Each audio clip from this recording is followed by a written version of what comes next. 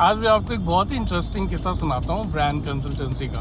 तो मेरी क्लाइंट है गुड़गांव में, जिसका एक बुटीक है और बहुत ही अच्छा करा है वो बुटीक। तो उससे जब बात हो रही थी तो उसने कहा कि यार मैं तो इतना परेशान हूँ इस बुटीक से, ऐसा लग रहा है मैंने खुद को और अपनी पूरी फैमिली को भी पनिशमेंट दे रखी है। मेरे पास किसी के लिए भी कोई टाइम नहीं होता और हमेशा एंग्जाइटी रहती है। खैर उससे आधा घंटा तक बात होते होते पता चला कि वो जब भी उसको पर्सनल ऑर्डर्स आते हैं ना, तो उसको पता भी होगा कि ये 5 दिन में बनेगा, मगर फिर भी उसको कंज्यूमर के प्रेशर की वजह से 3 दिन बोलना पड़ता है। तो मैंने उनसे पूछा कि महाभारत में ना एक कैरेक्टर है जरासंध, आप उनको जानते हो? कहती नहीं। मैंने कहा अर्जुन को जानते हो? कहती हाँ। तो मैंने कहा जो महाभारत का जब युद्ध चल रहा था ना, तो अर्जुन के जो पुत्र थे अभिमन्यु, उनको चक्रव्यूह के अंदर ले जाके मार डाला गया। और उस टाइम पर जरासंध वो योद्धा थे जिन्होंने पूरी पांडवों की सेना को चक्रव्यूह के बाहर रोक रखा। तो ऑब्वियसली अर्जुन बहुत ही गुस्सा हो गए और उन्होंने कहा कि मैं सबके सामने प्रतिज्ञा लेता हूँ कि अगर कल सूर्यास्त से पहले मैंने जरासंध को मार नहीं दिया तो मैं खुद को ही मार डालूंगा। तो अगले दिन कौरवों ने क्या किया, जरासंध को अपनी सेना के अंदर ही कहीं छुपा दिया, तो इसको मिल ही नहीं रहा है वो।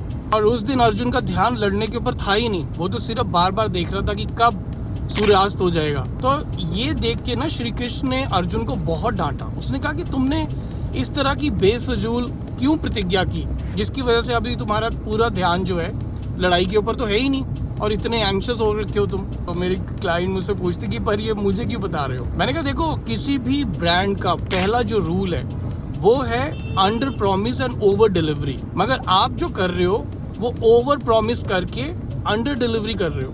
इससे आपका ब्रांड कभी भी बड़ा नहीं हो सकता।